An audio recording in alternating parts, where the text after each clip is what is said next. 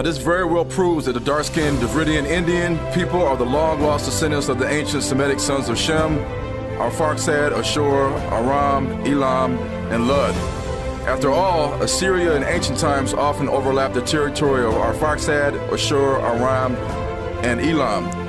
Proving that the original Shemites were a people of brown skin color like the Davridian Indian also proves that Eber, Peleg, Terah, Abraham, Nahor, Haran, Isaac, Jacob, and the Hebrew Israelites in the Bible could not have been white Arabs or white Jews. What else does it prove? It proves that the original Hebrews, the sons of Eber, were not all Negroid-looking people with tight curled woolly hair, prognathous jaws, and full lips. Why? Because not everyone in South Asia looks identical to Negroes in America.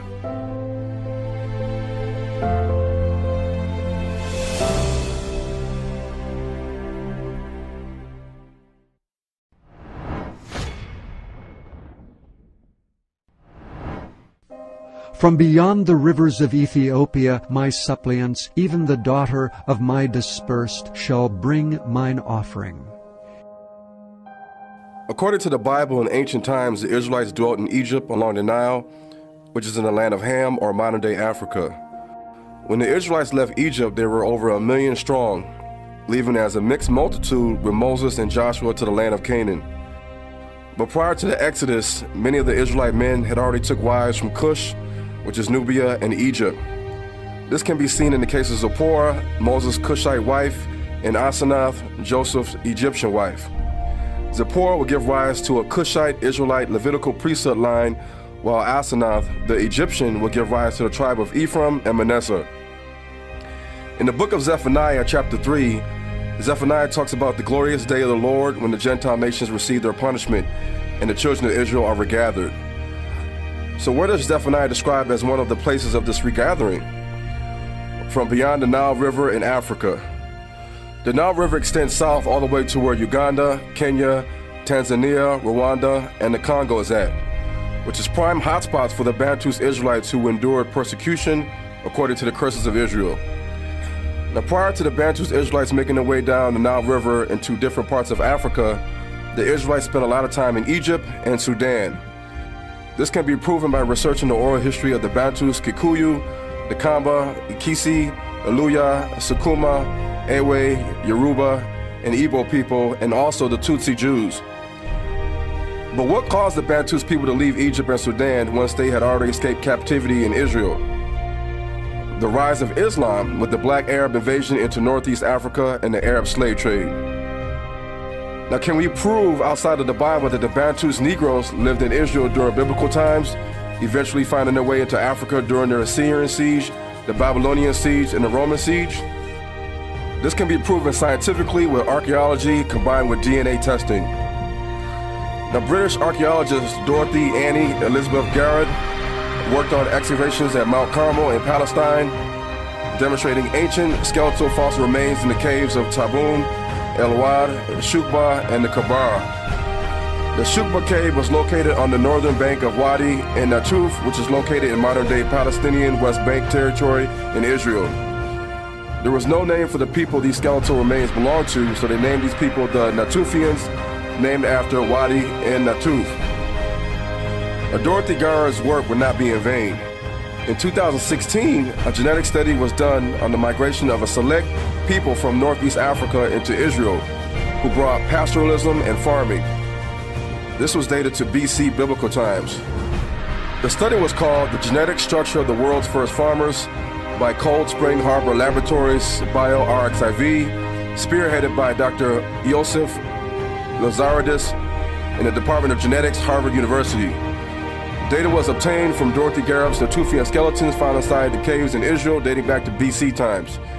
Now, these skeletons revealed the presence of the Y DNA of the Allura tribe, the Dogon tribe in Mali, Native American Indians, Australian Aborigines, the Dravidian Indian, the Black Arab Bedouins, the Pacific Islanders, Somalians, the Habesha people in Ethiopia, and the so-called Bantus Negro in Israel. Now, according to Israeli archaeologist Dr. Ofer Bar Yosef, British-American biological forensic anthropologist Dr. John Lawrence Angel, and others, the Natufian skeletal finds exhibited Negroid traits, such as Ethiopic and Bushmanoid traits. The skull shape, the nose, the teeth, the prognathism of the jaw, and DNA markers found in the ancient skulls in Israel prove the ancient people living in Israel during biblical times were not a race of white Jews or white Arabs. Now, French bioanthropologist archaeologist Dr. Fanny Beauquentin, British-American bioanthropologist Dr. John Lawrence Angel, and American biopaleoanthropologist Dr. Charles Loring Brace all revealed in their Natufian research that the sub-Saharan, Niger, Congo, Bantus African populations have a clear link to the BC Natufian people in Israel. The Natufian people supposedly brought pastoral living and farming to Israel, not new hunter-gatherer practices. But this account is nothing new when comparing the knowledge to the biblical accounts of the Canaanites and the Israelites. These men are peaceable with us, therefore let them dwell in the land and trade therein. For the land, behold, it is large enough for them. Let us take their daughters to us for wives, and let us give them our daughters. Only herein will the men consent unto us for to dwell with us, to be one people, if every male among us be circumcised as they are circumcised. Shall not their cattle and their substance and every beast of theirs be ours? Now Shechem was the Canaanite city mentioned in the Canaanite Amarna letters to the Egyptian pharaoh after the Exodus, and is mentioned in the Hebrew Bible as an Israelite city of the tribe of Manasseh and the first capital of the Kingdom of Israel. Now geneticist Dr. Peter A. Underhill from Stanford University also admitted in his research that the sub-Saharan genetic lineage is affiliated with the Y-DNA EP2, migrated through Egypt into Israel, the Middle East, and as far north as Turkey, the very place many of the letters or epistles of Paul in our New Testament were sent to. The Y-DNA EP2, according to geneticists, arose in the Horn of Africa, or what some would consider Northeast Africa. The Y-DNA EP2 will give rise to the Y-DNA EM2, aka E1B1A, which is found in the sub-Saharan Negro, and also EM329, which was associated with the Semitic Ethiopians of the Amhara people, the Eritrean people, and the Tigrayan people, or what they will call today the Habesha people.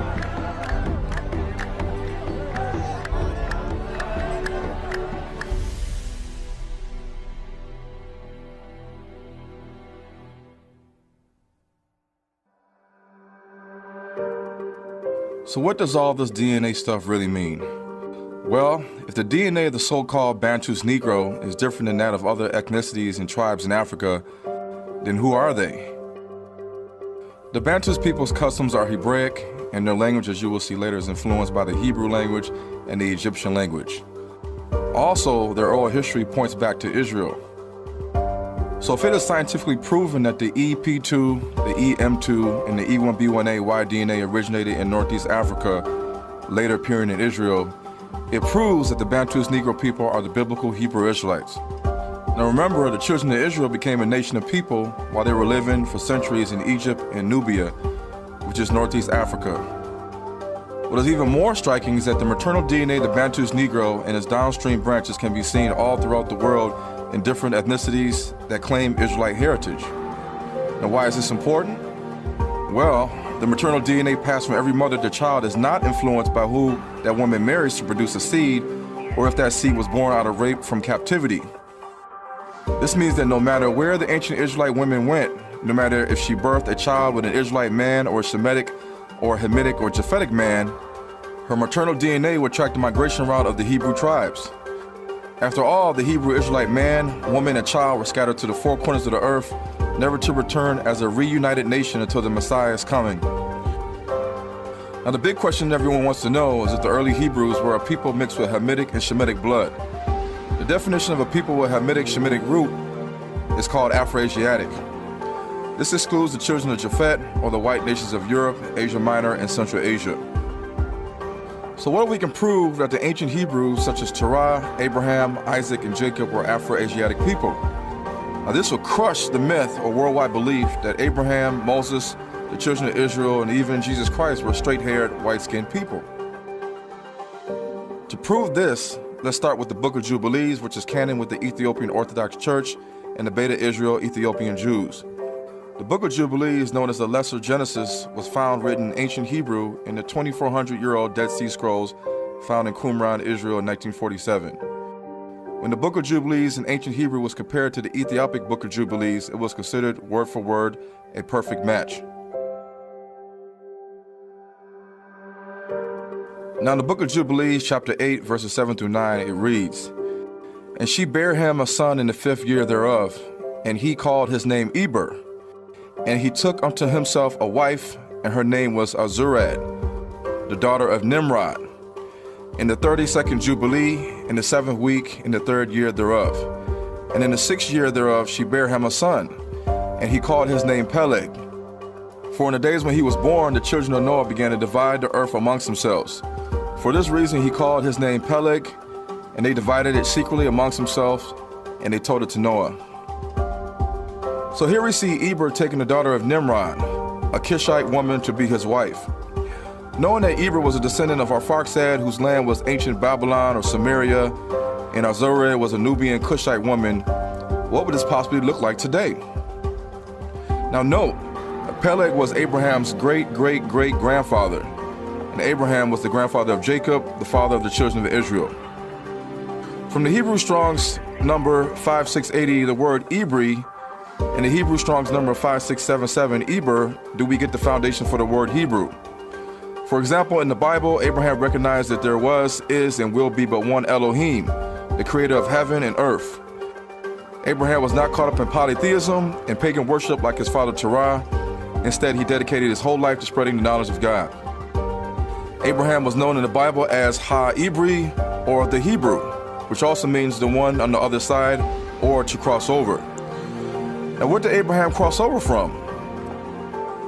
Was it the Euphrates Tigris River?